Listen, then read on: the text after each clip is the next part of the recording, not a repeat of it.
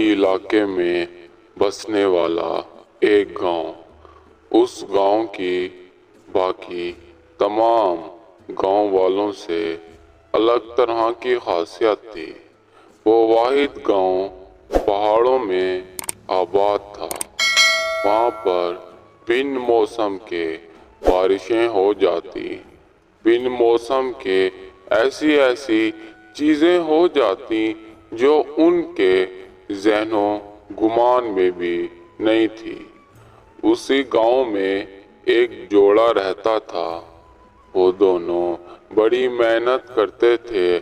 صبح سویرے اٹھ کر اچھا کھانا بنا کے گاؤں کے لوگوں کو کھلایا کرتے تھے اور اسی سے جو منافع ہوتا تھا اسے رکھ لیتے تھے۔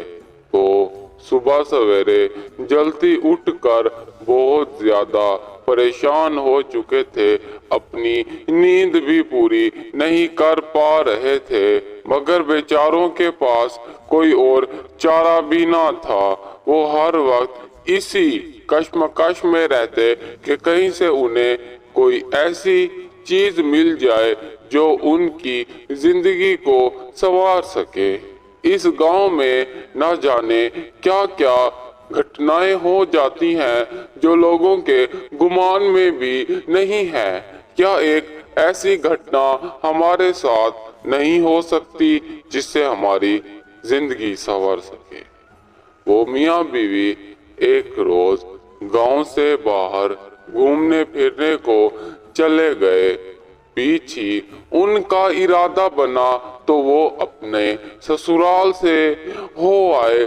جب وہاں سے ہو کر واپس آ رہے تھے تو انہیں ایک گفا کی اور بڑی چمک دھمک دکھائی دی۔ وہ خود کو نہ روک سکے اور اس گفا کے اندر چلے گئے۔ وہاں پر ہر طرف بہت ہی روشنی تھی۔ گفا سے آوازیں آ رہی تھی کہ بتاؤ انسان، تمہاری کیا مراد ہے؟ وہ میاں بیوی بڑے چالاک تھے۔ انہوں نے کوئی سونے کا، کوئی چاندی کا صندوق نہ مانگا۔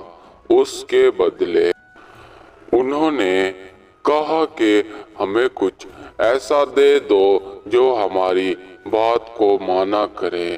ہم جیسا بھی اسے کہیں وہ ویسا کرے، بس ہر وقت چاہے دن ہو چاہے رات ہو وہ کام میں مگن رہے۔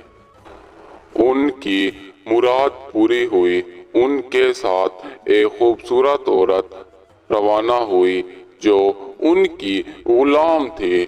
وہ چاہے دن ہو یا چاہے رات ہو ہر وقت ان کا کہا مانتی تھی، نہ سوتی تھی، نہ کھاتی تھی، نہ کچھ کرتی تھی۔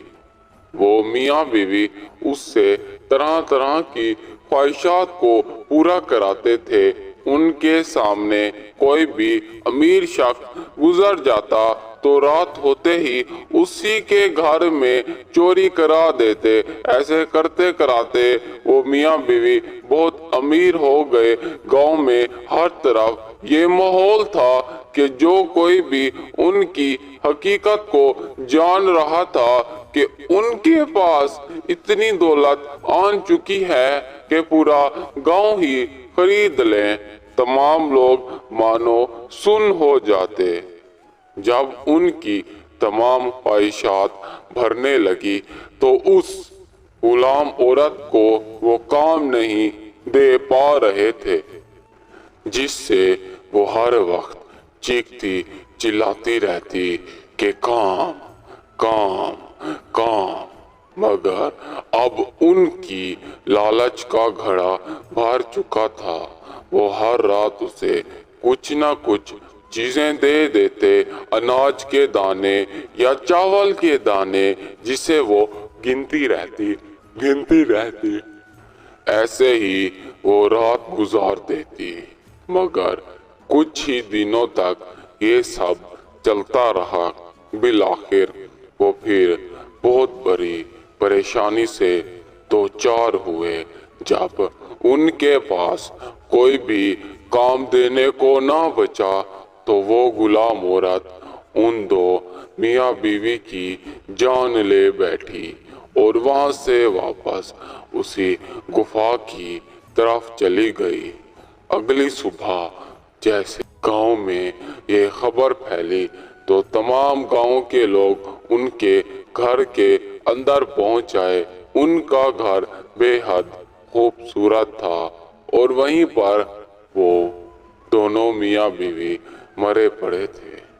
गांव के लोगों ने उन्हें मट्टी में मट्टी कर दिया और उनकी तमाम जायदाद को गरीब लाचार लोगों में तकसीम कर दिया। मियाँ बीवी की लालच उनकी मौत की वजह बन बैठी। पहले वो गरीबी में जी रहे थे मगर अमीरत का एक पल भी बर्दाश्त ना कर सके।